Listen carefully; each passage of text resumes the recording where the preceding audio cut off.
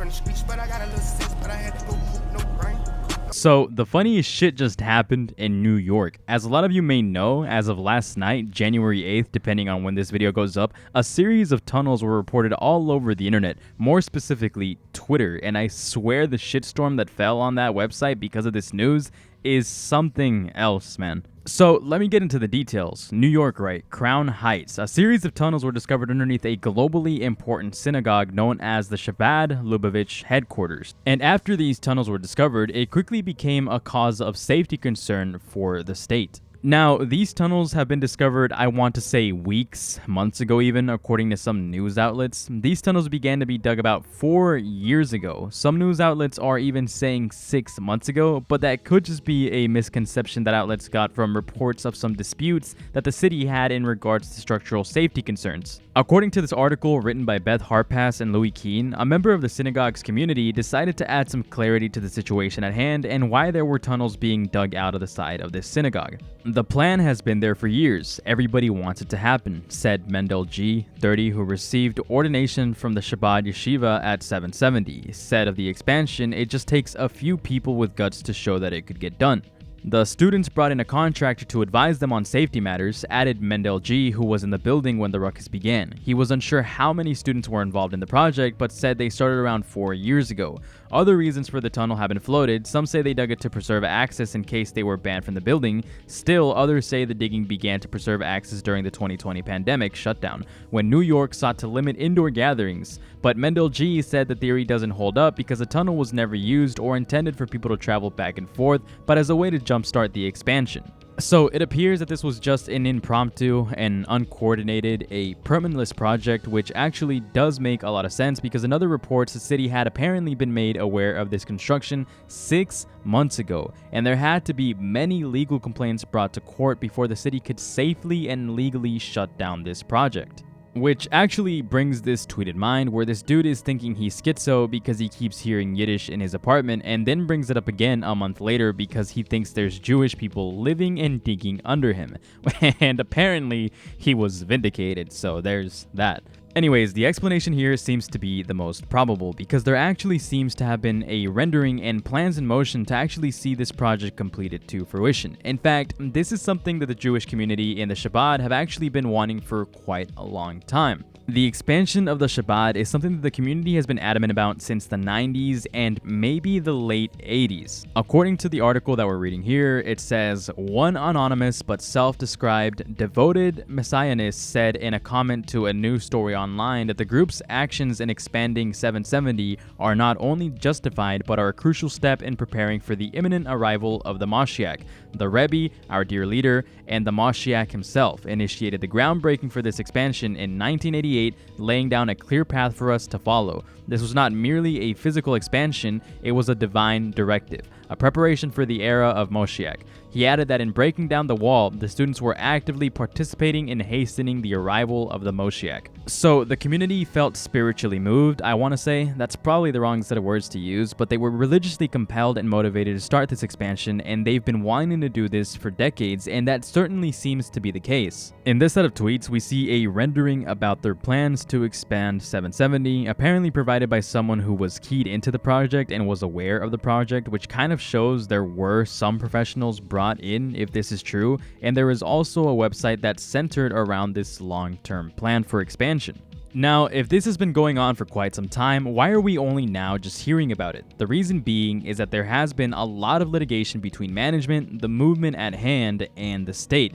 And if I got any timeline wrong or any information wrong at all, feel free to correct me. I'm digging deep here for this information and I'm trying to get everything right, but unfortunately that isn't always the case. Apparently, management themselves didn't even know too much about the situation up until a month or so ago, but again, please correct me if I'm wrong. The purpose of this video is to cover this situation correctly. We even see in Chabad's official statement on this that they disavowed the actions of some of their students when it came to this unauthorized expansion.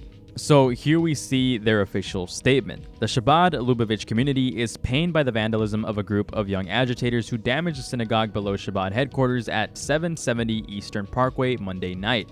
These odious actions will be investigated and the sanctity of the synagogue will be restored. Our thanks to the NYPD for their professionalism and sensitivity. We are grateful for the outpouring of concern and for the support of our Chabad Lubavitch institutions around the world. Rabbi Yehuda Krinsky, Chairman.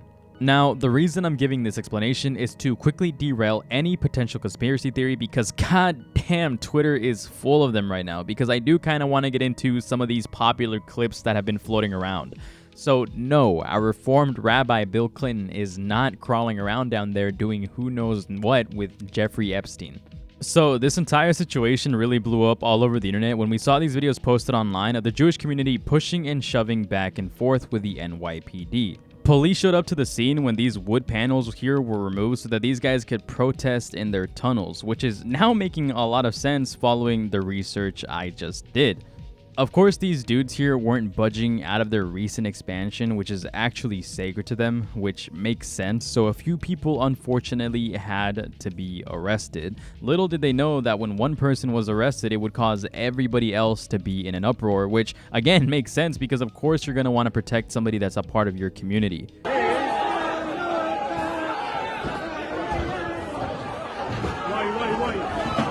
So people got on top of, I don't know what these are they pews? They started picking them up, throwing them around, trying to dissuade the NYPD from continuing. Some people are really exaggerating just how bad these guys acted, in my opinion. Like, some people and some news outlets are saying that they had an outright brawl, but that is clearly not the case here, or at least not from what we see. They're just, being a little bit pushy-shovey. Yes, it's bad etiquette to be doing that to a police officer, a law enforcer, but I mean, it's nothing that extreme or serious. The way I see it anyways.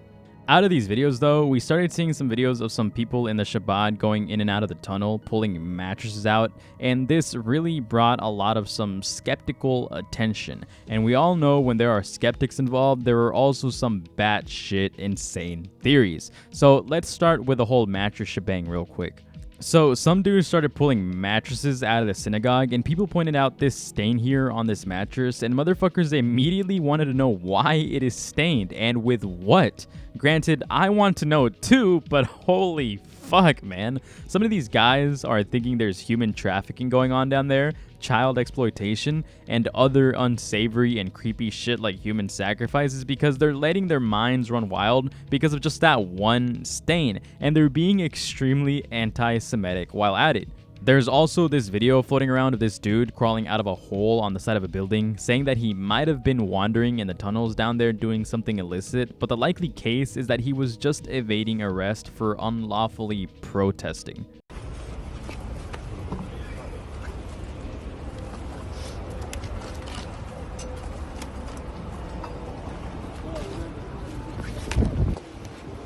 At first, I was very skeptical too, because I've personally heard theories on 4chan, such as the one where some dude went into a random hole in New York and disappeared. I've also heard about that whole Catholic priest versus rabbi rate of kitty diddling and whatnot, and I was raising eyebrows too. I mean, I'm not opposed to secret dark shady shit happening in the background of the righteous and the elite, or at least I'm not opposed to the theories behind that, but after doing some further research, that seriously does not appear to be the case whatsoever. I mean, I get it, but at the same time, it is a shame that there's just thousands of people on Twitter just making shit up like this, especially with the whole Israel and Hamas thing, to justify their extremely negative and toxic views, and also slander the people that were in this place of worship. It is very saddening just how vile and disgusting people can really be when it comes to bullshit like this. Go on Twitter and see people talk about this, and you'll see some incredibly disgusting remarks and theories, some very anti-Semitic and racist garbage. You know what? Just refrain from looking on Twitter and reading any of this at all. Anyways, that's all I got for today. Thanks for watching. Love you all. Later.